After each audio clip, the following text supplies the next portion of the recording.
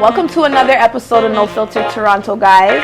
My name's Denise, also known as 24 Karat Monster on Instagram. And tonight I have an exclusive I can't talk anymore. I have an exclusive interview tonight with the lovely Lady Ice. Yes, my long time sweetheart. We go way back, like cook crack. You know, in the Pyrex. Yes.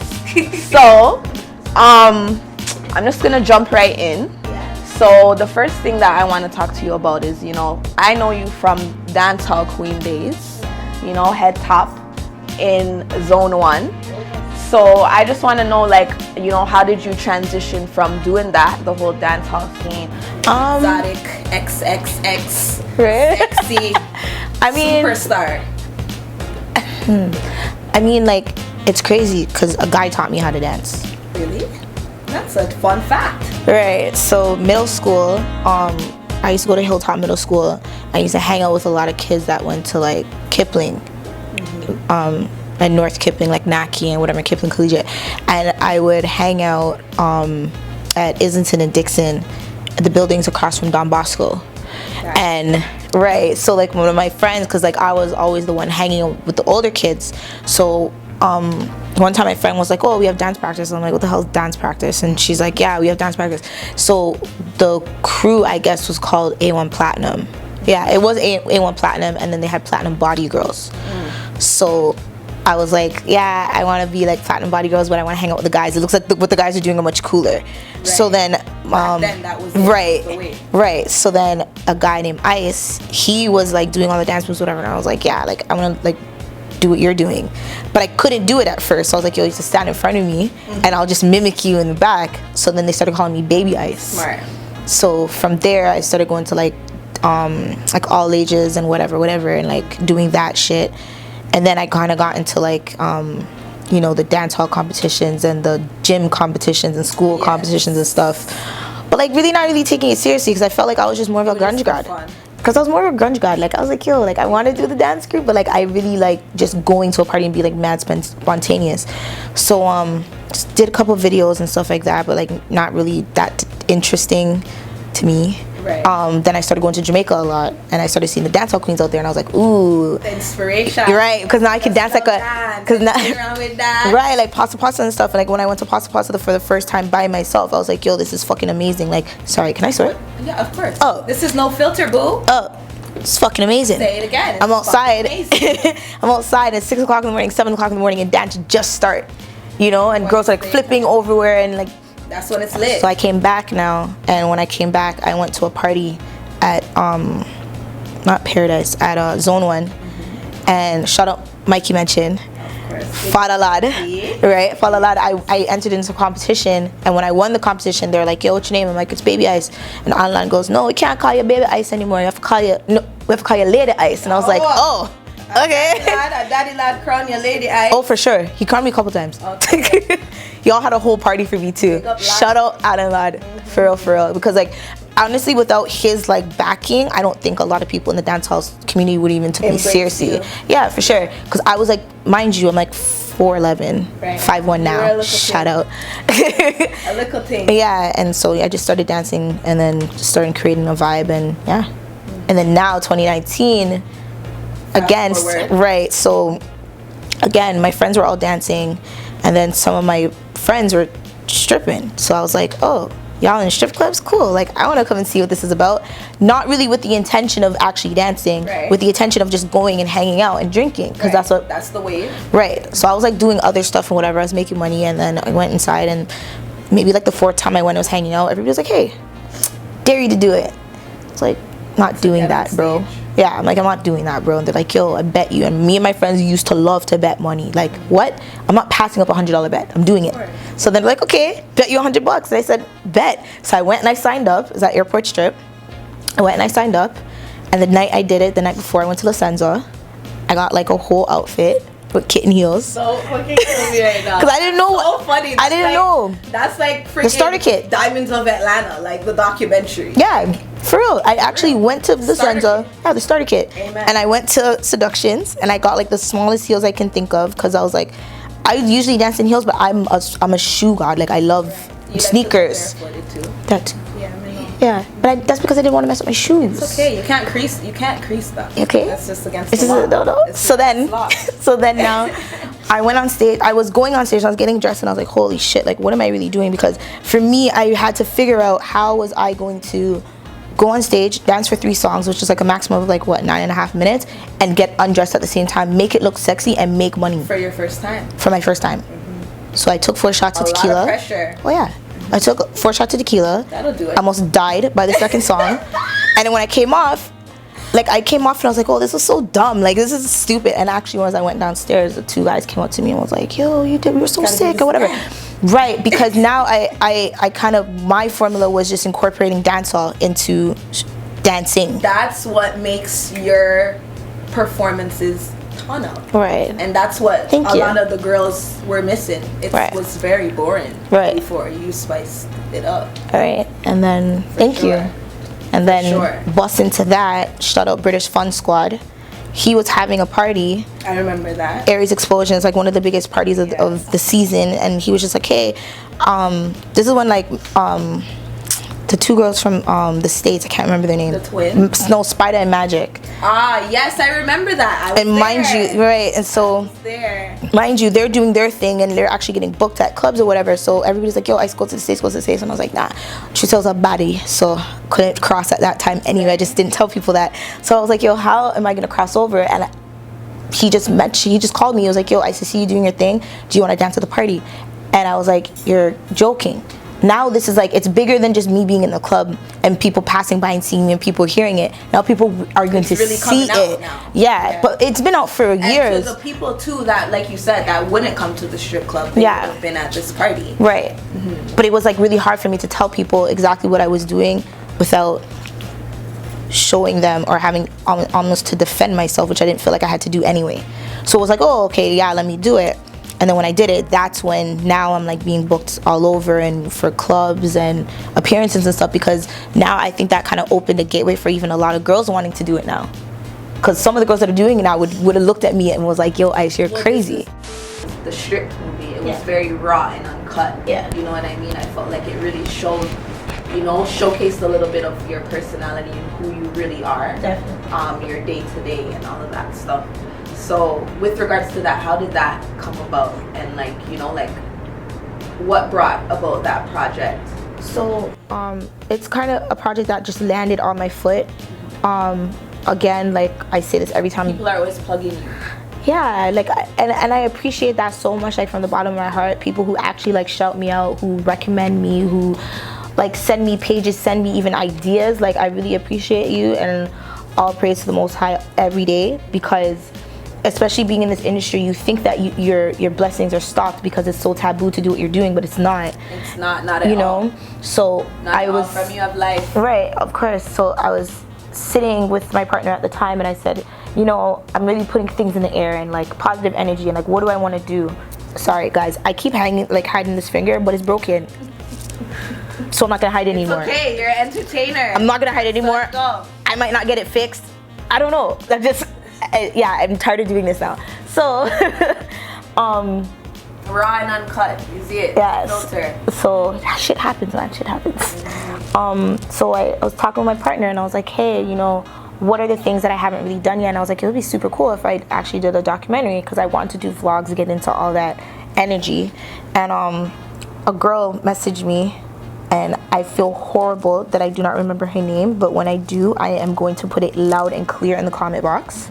She messaged me and she was just like, hey, I recommended you for this documentary that these film students are doing from Humber College. So shout out Javon Borland and Dark Wolf Pictures.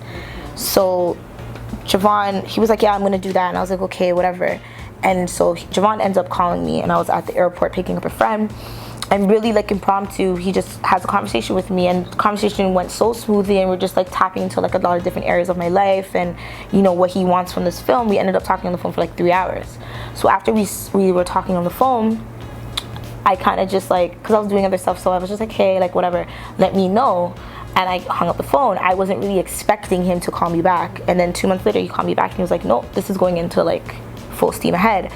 then he would like tell me like, hey, I have to come outside and start filming with you. And I was like, are you sure? Like, I'm outside for hours at a time sometimes. And then I wasn't sure what the hell he would film. Right, what is he gonna want to know? Right, because like, I don't have like this whole like, oh, I'm in Yorkdale buying red bottoms and I You're go, just you. yeah, I like to eat. And I will go to the fanciest place of restaurants with a hair tie on. Why not? Because I'm hungry. Yeah.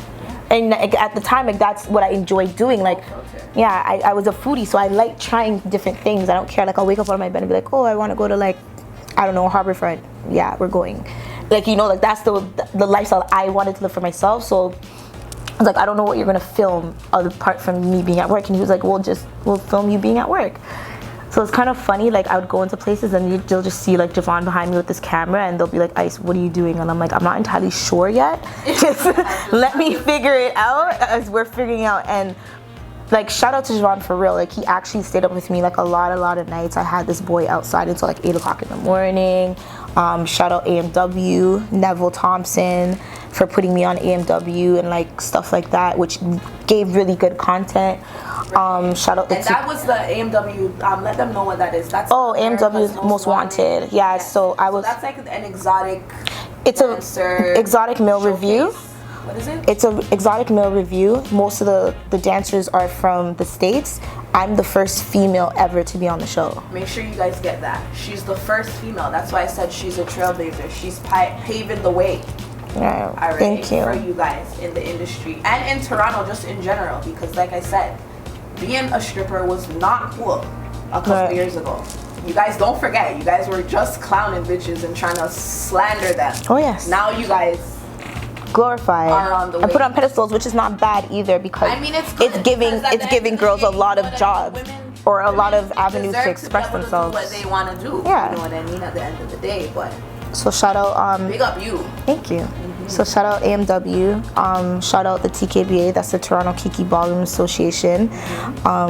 When I came out into the community, they were like one of the first people that embraced me and just for me and kind of gave me another platform to like share my craft as well.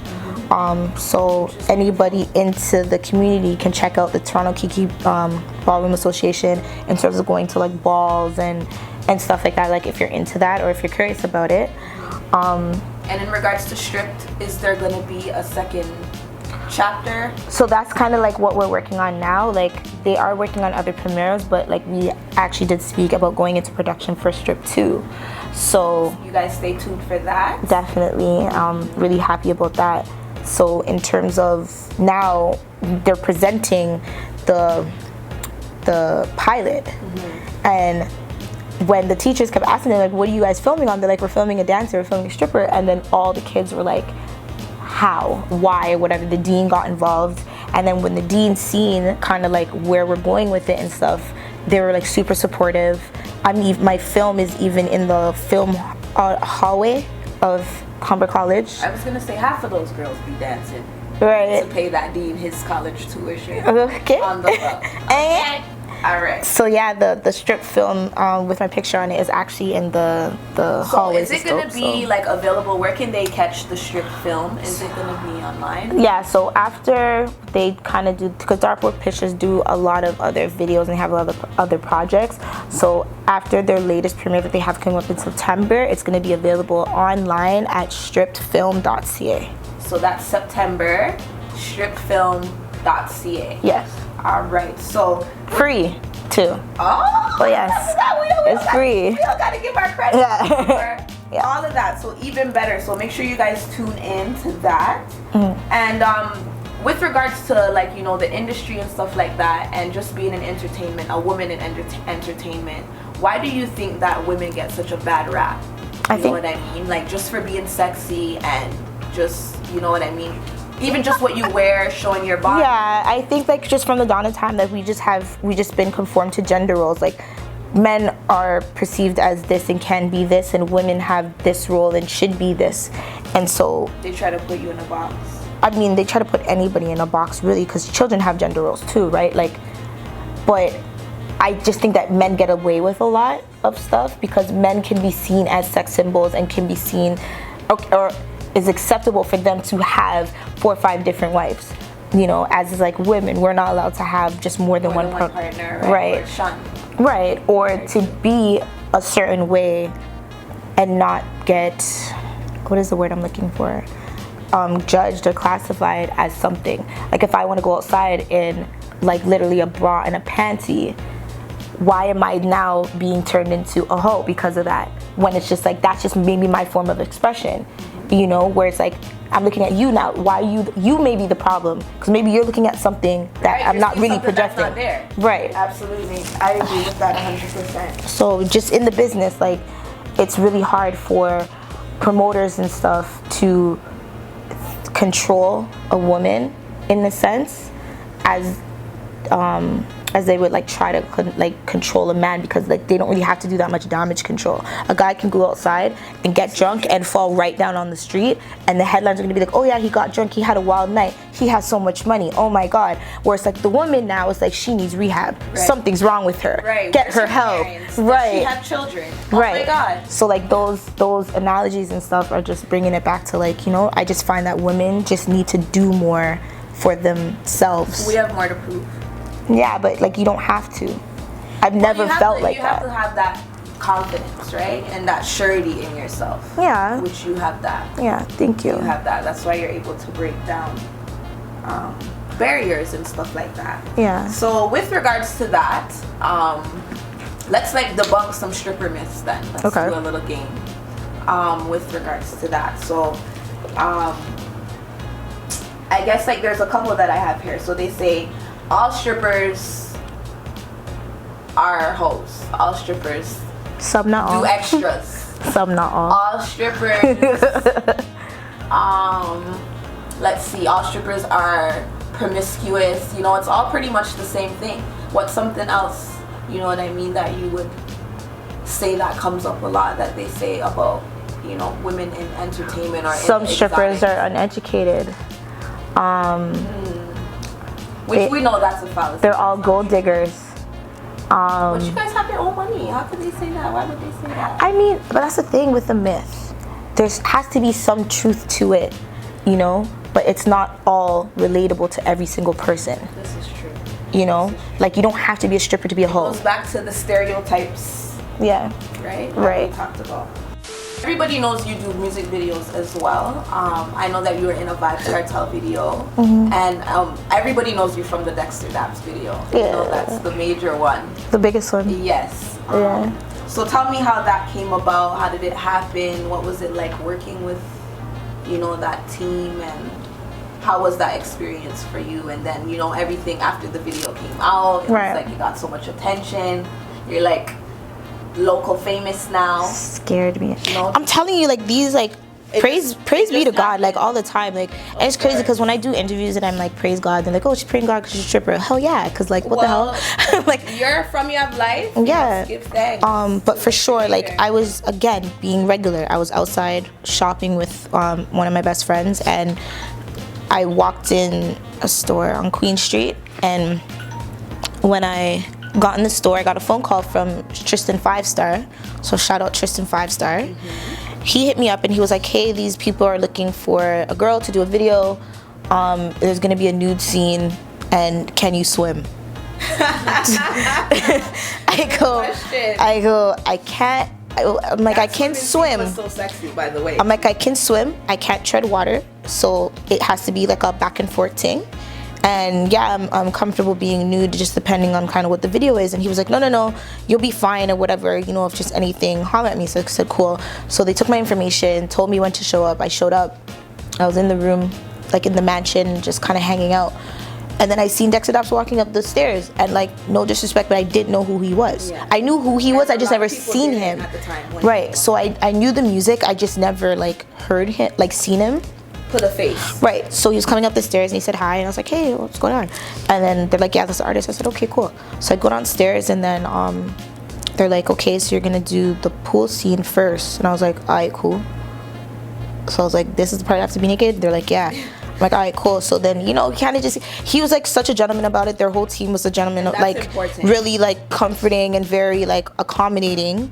And they were just like, hey, like anybody who doesn't need to be on set don't be. Yes, and that's another It was really thing important. That's important. Yeah. Respect. Yeah. Making you feel comfortable. Right, and they were taking like the video really serious, so I did that scene, and then they were just like, oh, fake an orgasm. I was like, Jesus. Oh my Lord, all these things. Right, but like Jeez. again, like I guess the atmosphere they created allowed everybody to be creative, even himself. You know, and so that's why I guess the video translated the way it did. Right. And it looked very natural. Very. But that's what I'm saying. It was just. There's some good actors. Oh yes. Yeah. That's Oh yes. good. So that brings me to my next question. Yeah. What's your best sex that you've had, male or female? Female. Definitely, I can see that. They know the territory. You know. I think it's just more intimate. Yeah. Women are more sensual. And aesthetically, that's what I like. Yeah. Yeah. And So I that is plays more a very. fun, right? Mm, No. I mean, I've never personally been with a woman, but I could see the perks with this situation. I can't. I know get it's just for me, but that's why I said aesthetically for me, that's just like kind of what I want, what I gravitate to. Fun. I guess you can have fun with anybody. Well, I mean, yeah, just that varies, right? Yeah. Okay. What advice would you give to 2006 Lady Ice, Dancehall Queen Lady Ice? Fix your credit. Oh Lord. Snaps for that one, for real. Mind your credit. Fix your credit. Because like, it's not even financial. Literacy is really important. I rented a lot of cars and I used to get tickets out the ass, and I was just like, oh, whatever, the rental company would pay it and whatever. And it's just like, fast forward now, when you actually want to own things, those things hold you back. You know, you can have money, you can buy anything that you want, but you need to own things. Because when you get older, you can have things to give your kids, or even to just give your family, or just to have for yourself. Like if anything, you need to fall back on something, you have things you own. Exactly. You know, so that's the flex now that we're working with 2019. So you mentioned, you know, legacy and leaving stuff for your children and stuff like that. So is that something that you're interested in doing? You want to settle down? You want to have babies? You want to get married? Want little baby ice around everywhere. Okay, right. Baby ices. Yeah, I want like 5 kids, to be honest. Really? You want a football? What's that? A basketball team? Basketball team for sure. Okay, all right. No subs. I have to have one in each team. Oh. Okay. So it has to be like 5. Oh yes. All right. Yeah. I'm so happy that you came. Thank you so much for coming and blessing us tonight. So let them know where to find you, your social media. Also, you guys check out stripfilm.ca. September, the first strip documentary will air on the website, and then you guys stay tuned for the part 2. Definitely. So let them know where to find you. On all social media platforms except LinkedIn, because I still haven't figured that shit out. Is MZLADYICE. So that's Instagram, Twitter, Snapchat, and Facebook. All right, thank you so much for coming. Thanks for having me. Right. Young Traperella in the building. Toronto. Traperella. Baddie to a baddie. Trailblazer.